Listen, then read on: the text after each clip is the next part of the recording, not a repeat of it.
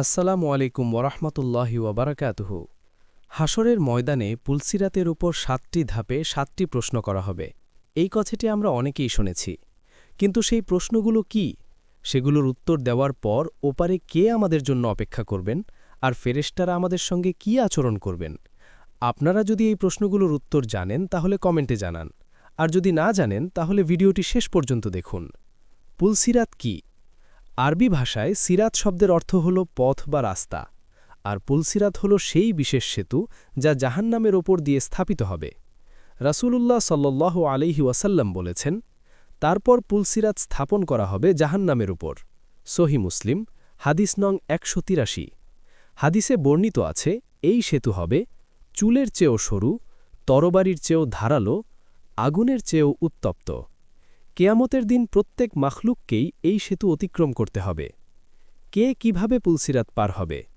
যারা জান্নাতবাসী হবেন তারা তাদের ঈমান ও আমলের পরিমাণ অনুযায়ী এই সেতু অতিক্রম করবেন, কেউ স্বাচ্ছন্দ্যে, কেউ কষ্টের সঙ্গে। আর যাদের আমল তাদেরকে জাহান্নামের যোগ্য করে তুলবে, তারা এই সেতু থেকে পড়ে গিয়ে জাহান্নামে পতিত হবে। মুমিনদের জন্য এই ভয়ঙ্কর সেতুই আল্লাহ তাআলার রহমতে সহজ হয়ে যাবে। হাদিসে এসেছে, মুমিনদের জন্য পুলসিরাত প্রশস্ত ও নিরাপদ হয়ে যাবে। সহি মুসলিম। ভাবার্থ, নূরের আলোতে পথ চলা। মুমিনদেরকে তাদের আমল অনুযায়ী নূর অর্থাৎ আলো দেওয়া হবে। সেই আলো দিয়েই তারা পুলসিরাতের পথ চিনে নেবে।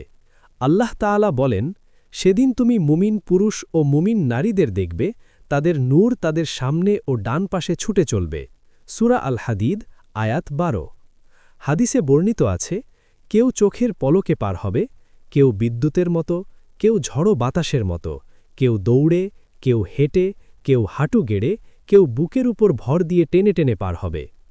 দরুদের অসাধারণ ফজিরাত। নবী করিম সাল্লাল্লাহু আলাইহি ওয়াসাল্লাম বলেছেন, আমি আমার উম্মতের একজনকে দেখলাম, সে পুলসিরাতের উপর কখনো হাঁটুতে, কখনো বুকের উপর ভর দিয়ে চলছিল। তখন তার কাছে সেই দরুদ পেশ করা হল, যেটা সে দুনিয়াতে আমার উপর পাঠ করত। সেই দরুদের বরকতেই সে উঠে দাঁড়াতে পারল এবং দ্রুত পুলসিরাত পার হয়ে গেল। বাইহাকি। ভাবার্থ, এ থেকে বোঝা যায় দরুদ শরীফ কেয়ামতের দিন কত বড় নাজাতের মাধ্যম হবে। কিছু বর্ণনায় পাওয়া যায়, আখেরাতের হিসাব অনুযায়ী পুলসিরাতের পথ অত্যন্ত দীর্ঘ। আবার হাদিসে নিশ্চিতভাবে এসেছে, মানুষ নিজ নিজ আমল অনুযায়ী ভিন্ন ভিন্ন গতিতে এই সেতু অতিক্রম করবে।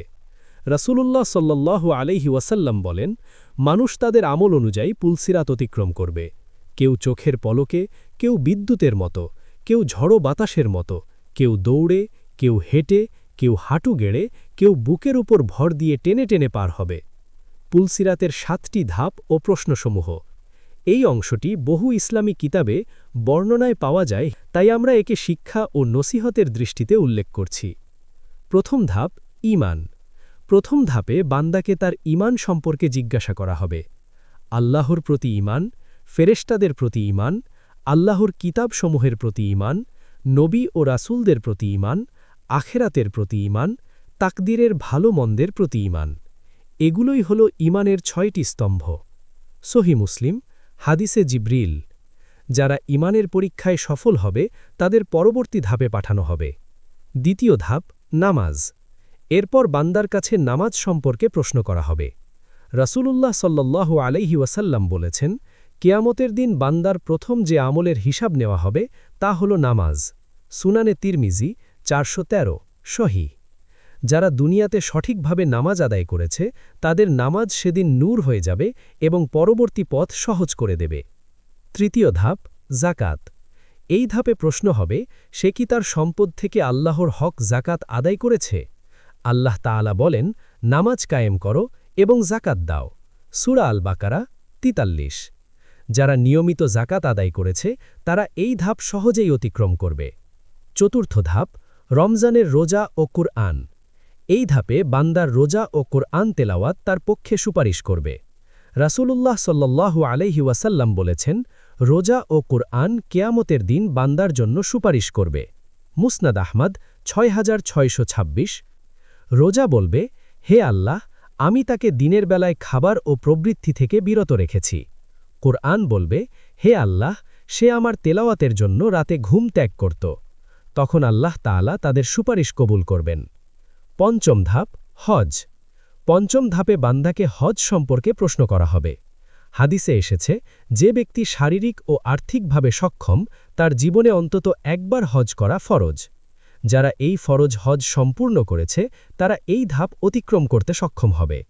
যারা ইসলামের বিধি অনুযায়ী হজ সম্পূর্ণ করেছে তারা পরবর্তী ধাপে পৌঁছাবে। ষষ্ঠ ধাপ অজু ও গোসল। ষষ্ঠ ধাপে প্রশ্ন করা হবে, বান্দা কি অজু ও গোসলের মাধ্যমে নিজেকে পবিত্র করেছে? অজু ও গোসলের মাধ্যমে একজন মুসলিম শারীরিক ও মানসিকভাবে প্রস্তুত হয় আল্লাহর ইবাদত করার জন্য। রাসূলুল্লাহ সাল্লাল্লাহু আলাইহি ওয়াসাল্লাম বলেছেন, পবিত্রতা হল ঈমানের অর্ধেক। সহিহ মুসলিম 220। শিশুদেরকে অল্প বয়স থেকেই অজু ও গোসল শেখানো জরুরি, যাতে কিয়ামতের দিন তারা এই ধাপ অতিক্রম করতে পারে। সপ্তম ধাপ বান্দার হক। শেষ ধাপে বান্দাকে প্রশ্ন করা হবে তার বান্দার হক ঠিকভাবে আদায় করেছে কিনা। এতে অন্তর্ভুক্ত পিতামাতার হক, বৃদ্ধজনের প্রতি আচরণ, সন্তানদের প্রতি দায়িত্ব, প্রতিবেশী ও আত্মীয়দের প্রতি আচরণ, অন্যের সম্পদ ও অধিকার হরণ না করা। যারা অন্যের হক লঙ্ঘন করেছে তারা এই ধাপ অতিক্রম করতে পারবে না। যারা সঠিকভাবে সবাইকে তার হক দিয়েছে তারা শেষ ধাপ অতিক্রম করবে।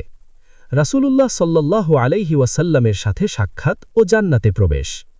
যারা এই 7টি ধাপ সফলভাবে অতিক্রম করবে সেখানে রাসূলুল্লাহ সাল্লাল্লাহু আলাইহি ওয়াসাল্লামের প্রতীক্ষা থাকবে। তাদের জন্য 2টি পানির ফোয়ারা থাকবে, একটি গোসলের জন্য আর একটি পান করার জন্য। জান্নাতের দরজায় পৌঁছে তারা ফেরেশতাদের স্বাগত ও মর্যাদা পাবে। এরপর তারা প্রবেশ করবে চিরন্তন সুখময় জান্নাতে, যেখানে দুঃখ বা মৃত্যু হবে না। হে আল্লাহ, আমাদের এমন নেক আমল করার তৌফিক দান করুন যাতে পুলসিরাত পার হওয়া সহজ হয়। আল্লাহ তাআলা আমাদের সবাইকে নেক আমল করার তৌফিক দান করুন যাতে আমরা পুলসিরাত পার হয়ে জান্নাতে প্রবেশ করতে পারি। আমিন।